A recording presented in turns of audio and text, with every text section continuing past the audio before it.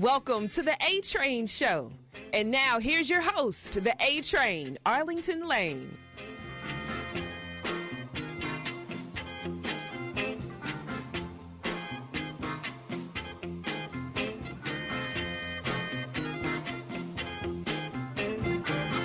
Welcome to this edition of the A-Train Show, the A-Train Arlington Lane. It is Wednesday. I've missed you guys for real. Wednesday has always been a day I've always wanted to kind of reflect. The pastor will not be in today. He will be in on Friday, and I guarantee y'all do not want to miss the Friday show. Friday show should be a good one. It's going to be conversing about, I'm gonna give y'all a little bit a tease of what to look forward to. We have a show here on Fuel Sports Network called Go Talk. It's not that, but it's similar to that. It's not that, but it's similar to that.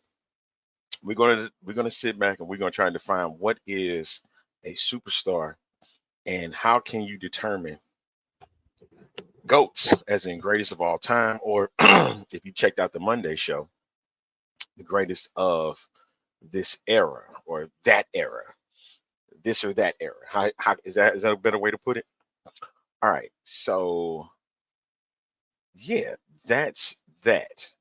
And I know one thing for sure. I'm ready for the NFL season. I'm ready for what's about to embark as we get down closer to kickoff on Thursday, or next Thursday, as a matter of fact. Kansas City Chiefs versus the Baltimore Ravens. And definitely a storied matchup I am looking forward to seeing myself. Man, ooh, I'm ready. Are you ready for the NFL? Are you ready for college football? Week 0 is in effect as well. I know it kicked off with a thrilling Georgia Tech versus Florida State, which I was kind of surprised that it was able to get the viewership that it got, and the game itself was good. It led to Georgia Tech winning. I know tonight when we got our programming this evening, definitely gonna get it in with the X-Fan show. We're gonna talk a bit about these UFL signings to the NFL, those that made the team. I know, right, Henry? I'm ready for it both, man. I'm looking forward to it all. I want to know, do we got any people that play fantasy football around here, or anybody that makes bets on, doing little sports betting and stuff? Parlays is what I want to throw out, because I know with I have picked 16 teams. I think it's 16. I picked my 8 winners for each division. And I'm nervous about this. I really am. Because if I look at it now, I made some surprise picks because I wanted to see if, I really can get this. That was a couple years ago. I had made a parlay where I would have won 5 figures or so. And in it, I had 2 teams that I missed. 2 teams I missed out of the 8. I got 6 out of 8.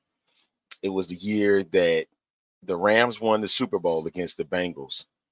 And it's funny that the 2 teams that I did not pick to win the division were the 2 teams that represented in the Super Bowl. How about that?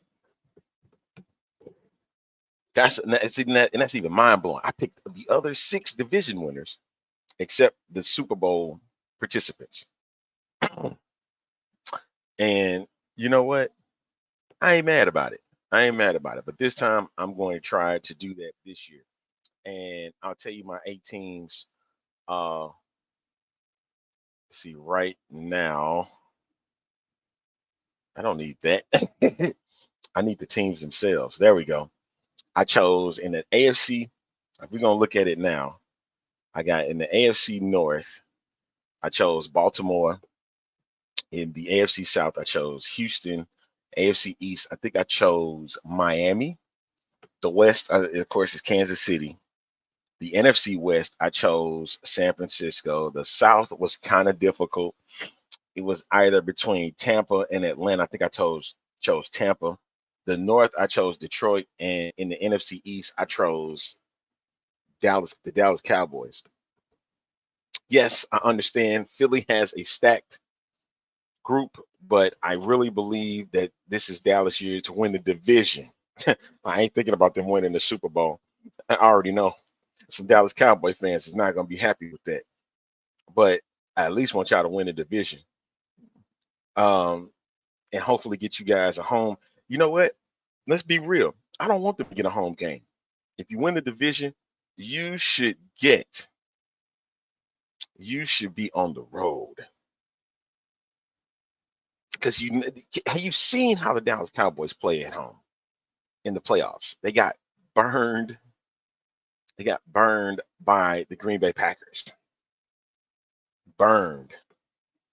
And so, yes, I don't need them to get a home game.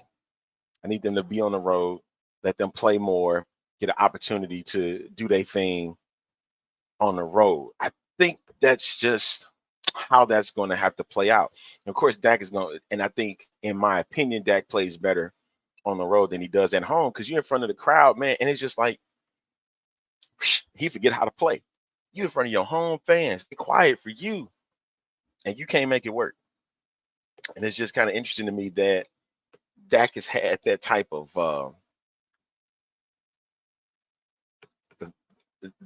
time where you're the favorite and you you choke. So it's just weird to me, man. It's just really weird. But again, I hope also folks um are in the if you're in the fantasy football, man, help me out. Who should I draft first? Should I draft a wide receiver or a running back? I got a draft coming up this Saturday.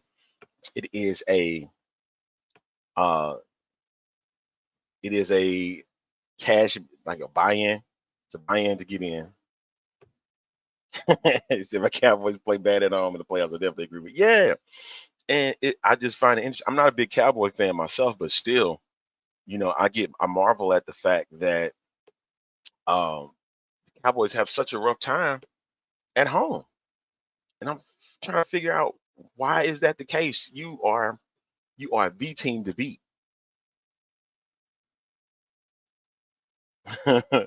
So yeah, I am. I'm definitely shocked by that. Oh my gosh.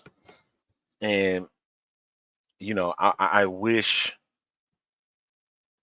that things could be different in Dallas. I know I wish hate on it all the time, but I'm doing it publicly, man. Hopefully that Cowboy fans get one chance that they get to see their team be at the top of the mountain one more time, at least one more. But it seemed like Jerry Jones just gets in their way the entire time, and it looks like when things are going well, they just go south for no reason. So, um, season coming up. Kansas City and Baltimore open up the season on Thursday, and the Packers and the Eagles open up on Friday. So we got a big weekend football coming next week because I think preseason just wrapped up. So looking forward to that. One of the stories that I'm checking in right now is um, the story about Tom Brady. Tom Brady's going to be making his debut on the NFL on Fox coming up next Sunday, and he got the Cowboys and the Browns to open up the year. And honestly, that seemed like a good matchup to open up with, and a good start for him to for his NFL debut. He got a chance to be on Fox, and for the UFL championship games, he was give some insight, and it was pretty good to me. I'm looking forward to seeing that, and to see um, if he can be better than Tony Romo. Because when Tony Romo first got in, Tony Romo just seemed like he knew what he was doing right away. And I know a lot of people don't look to broadcast teams like I do. But him and Kevin Burkhardt doing the game together is going to be interesting because Greg Olsen was the one that was the number one guy. And now he has to take a back seat a bit to Tom Brady. It's going to be interesting to see how who they. I don't know if they made the pairings yet with Fox's NFL. I know they have the roster, but I don't know who they're pairing up with this season. But definitely, I'm looking forward to hearing Tom Brady's first game. Unfortunately, I'm going to be at work when that happens, but no, I might be. We'll see. Because I'm supposed to be going out. I'm checking out the Indianapolis Colts and the Houston Texans for Week 1. So should be a good one too. Anybody that's going out of town for these games and stuff, I want to know if you're checking out any of these teams. And I know I'm looking forward to Week 1 in the NFL season, see what the Houston Texans do, because that's my team. And I have been a Houston Texans fan the days of David Culley and Lovie Smith. So don't get on me just because you just jumped on them because of D'Amico Ryans and then they winning. No, I saw the bad when I was in Houston. I saw the all those noon games, and granted they weren't blacked out, thank God. But I saw all the noon kickoffs. And it's interesting how the Houston Texans have turned their franchise around after 1 year. Sometimes that's what it takes.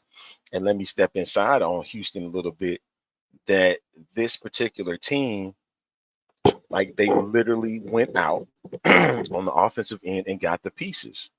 You went and got a running back. Granted that the running back they had previously wasn't bad. He just wasn't he's not Joe Mixon. You went out and get Stephon Diggs. Tank Dell returns. You just re-signed Nico Collins to a nice extension.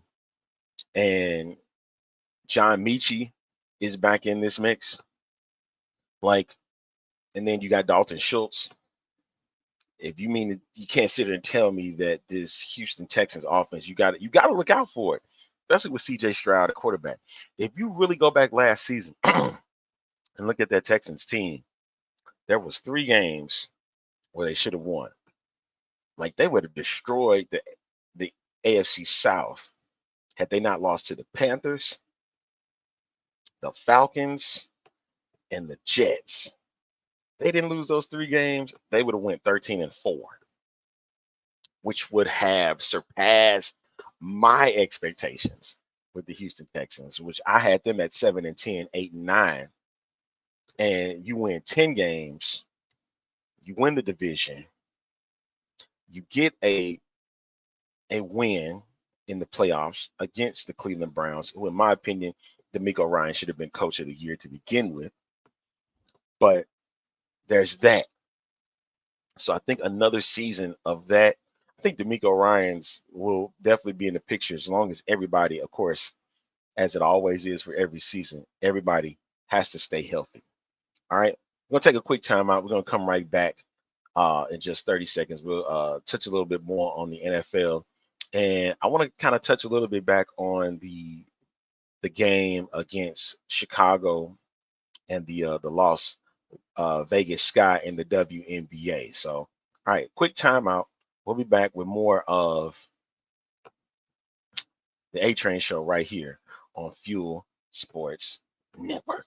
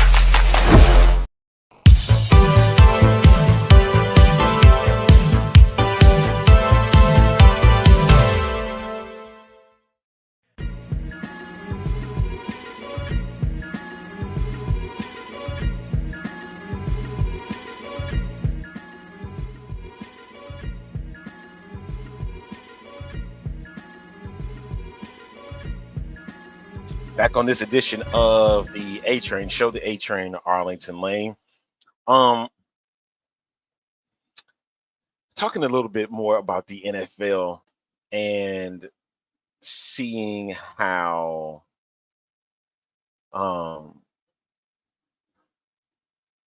just everything is kind of playing out right now. I was touching a bit on people in the booth and people in the games themselves with the Houston Texans, and I personally, I am like I said, a big Texans fan, and I've been looking to see how well they respond to this year. Because remember, in that last year's AFC South, it was all about the Jacksonville Jaguars, and the Jags looked like that they were in place to take over that division for years.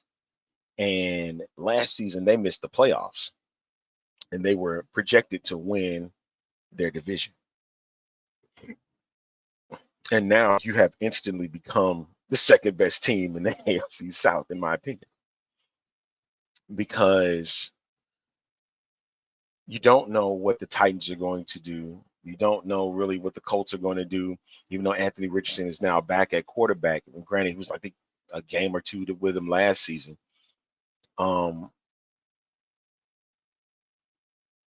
They are going to have challenges going into. I know this ain't who I think it is. I'm gonna need for you to change that. I'm gonna need you to get out of your. I know who this person is. I'm gonna need you to stay out of our chat and get into your own chat. You can switch it up. You can switch it up, because then he's gonna be like, "Well, I'm never gonna reveal it." No, I need to know who you are, so I'm not putting that up there.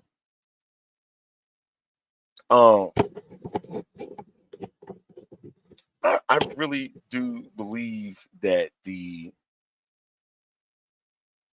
week one would be telling. It'll kind of let me know how this season is going to go. I know he's like, well, it's just 1 week. You can't know after 1 week. Depending on how the game goes and how it's played out, I think we'll know. That's just my opinion. Take it for whatever you will, but you definitely want to see. I definitely want to see how this Texans team responds. Going 10-7, getting a playoff win, getting a chance to play in the division against the Baltimore Ravens. And I understand that was a big game for them. They playing with house money, and because Baltimore had a lot to prove, and of course they fell short this past year themselves, trying to get past Kansas City, who was able to give a smothering defense on Lamar Jackson in that AFC Championship game, because that was his to win. And when I say Spagnuolo surrounded him where he couldn't breathe, that was a interesting game plan for certain. Say, don't sleep on Indy. Listen, the reason why I can sleep on Indy for now is because, like I said, it's all going to determine on how Houston and Jacksonville do. I don't think the Colts are even going to make the playoffs. They'll do better than they did last season. I think there's 2-3 games away from the division from last season. See, now you got me wanting to go back and check it myself. Yeah, or game away. So 9-8. Yeah, they were 9-8. Jags, right? Yeah, I understand. Tony Khan has a huge problem on his hands. He's worried about his wrestling. He need to worry about this Jaguar team. I said this before, that this Jacksonville Jaguar team is in a bit of a trouble for real.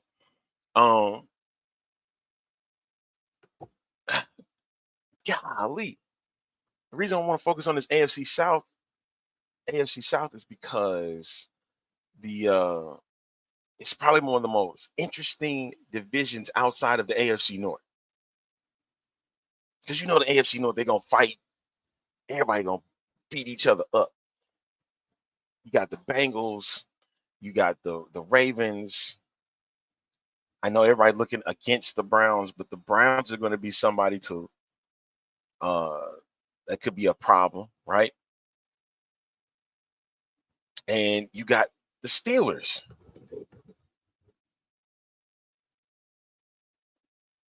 He's saying Dak is Dallas's problem. We need to move on from Dak, and we should have years ago. Now we'll be married to him for the rest of his career and cannot get over the hump. You know what? I hope. No, I don't think Dak is the problem. Jerry Jones is the problem. Jerry Jones has been the problem. He sat on his hands for a minute, and then he just gave CeeDee Lamb this big contract, thinking that all that is going to work out. I don't think this is a Dak problem. I think it's a Jerry Jones problem. And it's like it makes it seem like Jones can't get any blame for this.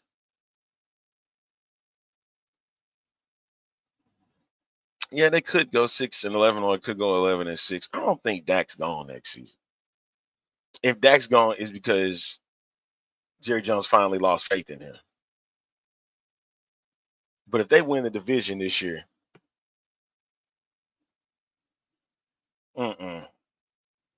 not with Mike McCarthy. You being really. Listen, I understand they again. Yeah, I see where you're coming from, but I don't think Mike Tomlin is a winner. Mike Tomlin is. I bet you he gets a winning season again this year, and they miss the playoff. You gotta go 9-8. You gotta go 9-8 to get a winning season. Ain't no more 8-8s. Ain't no more. He could do the 8-8-1. I think he did that, if I'm not mistaken. Let me look at Mike Tomlin's records. I think he did do the 8-8-1. So that anyway, he stayed at 500.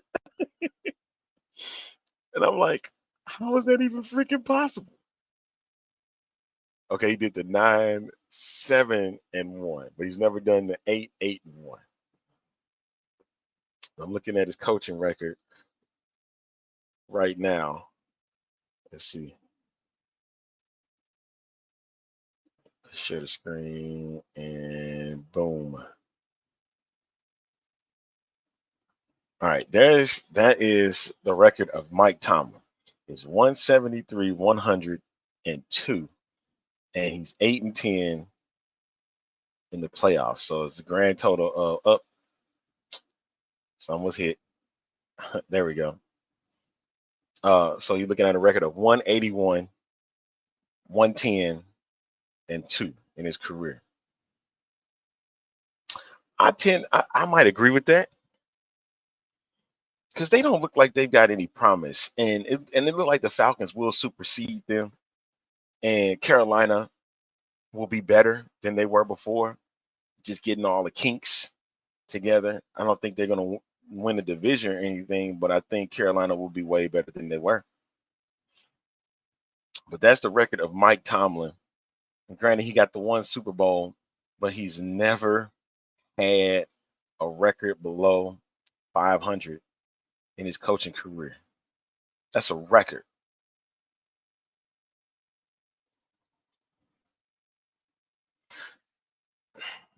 Here's my thing about that, though. Here's my thing about the not making the playoffs. Steeler teams seem to, I never understood it, seem to find and get it together when the season is coming to an end. I don't know. I look at it that way. And I don't think you start Justin Fields just yet. Not yet. I can't remember who said it. Somebody on the Talking Head shows said that you should play Russ first, and then because you can even implement Justin Fields for certain plays because he's a playmaker. That Russ doesn't have, he can start the game, but he doesn't have to be in the game all the time. You can use Justin Fields because he can, of course, he can use his legs. Russ can too, but Russ starting to become more of that pocket pass. Saying Dallas will go 12-4 or 13-4 this season, make the playoffs, get bounced into division around Dak. That sounds about right. Mike Tomlin's never had a losing season as the Steelers head coach. See, and that's the thing. That's the thing.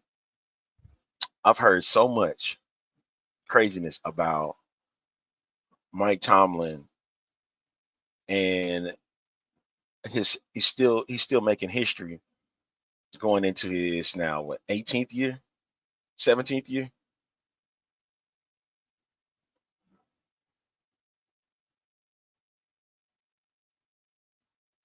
Yeah, he went into his 18th season, and he really can. It's up to Russ. So we saying one team is gonna make it in the AFC. Now we're gonna have multiple teams in one of them divisions, right? Because seven got to make the playoffs. You get one number one seed, and then you got the other 6 teams that make the playoffs. So we're gonna have. I need to know which one is gonna have the 3 teams.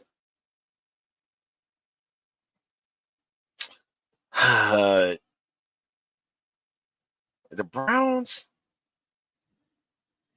they have a nice roster, but I don't see them making the playoffs again.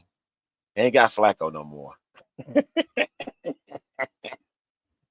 And right now, Deshaun Watson is still a big question mark going into the season.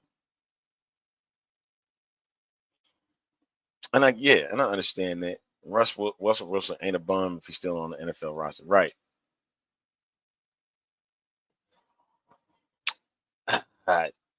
Man,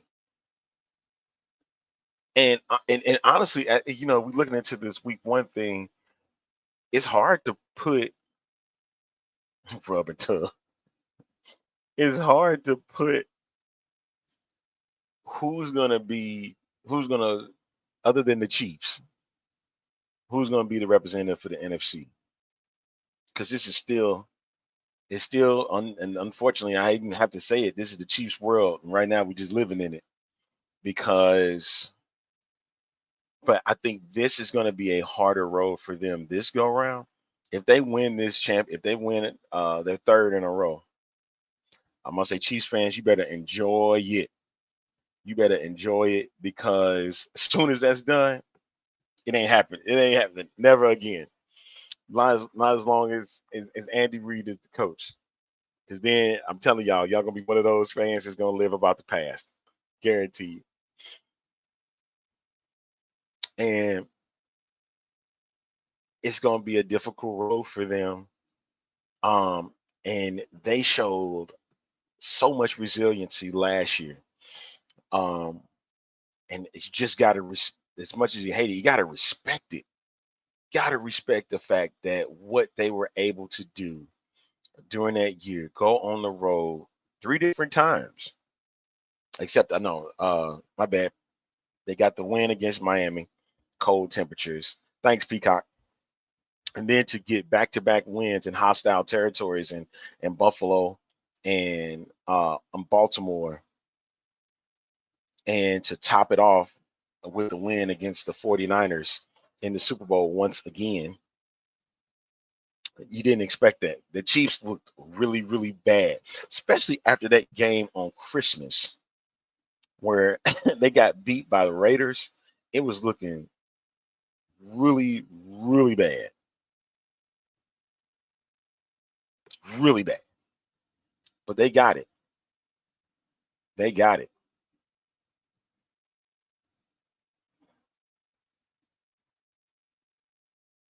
Oh, yeah. There's no doubt. There's no doubt in my mind. I just need them to get 13 wins this season. Since you already showcased 10, you got to go higher than that. You can't go no lower than that. That means for that offensive line is to keep CJ Stroud standing. And they got big matchups. Now they get national TV games. They're getting Monday night, Sunday night football, and then they got the Christmas game on Netflix. So Houston is getting respect. and NFL audiences will be able to enjoy watching CJ Stroud on a weekly basis. You know what? I can't sit here and say that the Chargers. If Justin Herbert believes in Jim Harbaugh, Jim Harbaugh can get Justin Herbert to believe in him, they will be better. And then the Broncos ain't going nowhere. Not even with Bo Nix as a starting quarterback. They're going nowhere fast. Chiefs are not three-peating, stop the madness. I wish Chiefs fans would come back down there high, the back-to-back Super Bowl high. The competition in the league is better. Remember that. Okay, with that being said, if that was the case, they shouldn't have won last year. The Chiefs shouldn't have won last year at all. The Chiefs were a bad football team. It didn't even resonate that they had a championship caliber team. They're playing horrible. But the division that they play in is so garbage. They was able to coast in. They could have won the division. They could have won that division last year with 8 wins.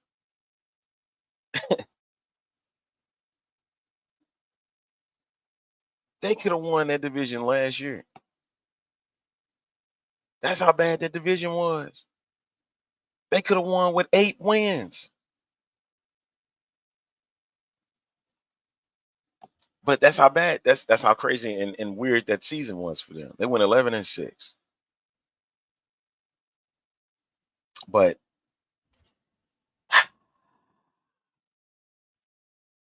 I'm looking forward to baby. I'm looking forward to this season, man. As much as I can't dismiss the AFC East, with Buffalo and Miami, to see if Buffalo can do what they can without with Stephon Diggs, see if the team becomes better. Frank Gore Jr. into this mix now. And that's another thing we need to talk about. I'm gonna save it. I'm gonna save it for Friday's show a little bit. But it's something to ponder. It's something to ponder as I got people, my 2 friends in the chat, they both going back and forth.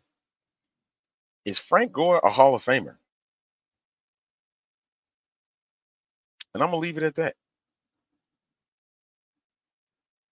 I'm gonna leave it at that. All right. I wanted to be short and sweet today. I didn't want to do too much. And definitely you want to tune in Friday because we're gonna get it in to touch in on we want to touch a bit about what is a superstar, what's a GOAT, what's a Hall of Famer in this case. And man, I'm looking forward to all of it. Should be fun. I hope that you tune in on Friday, same time, same bad channel. Right? Sign off. I'll keep going on the chat. I'm about to close up shop with the Train Show for this super short edition. And tune in Friday, 1 p.m. Eastern. We finna have fun for Fun Fan Friday. All right, and I hope that you enjoy it, okay? So just for now, we'll see y'all in 48 or so hours. All right? Y'all take care. Bye.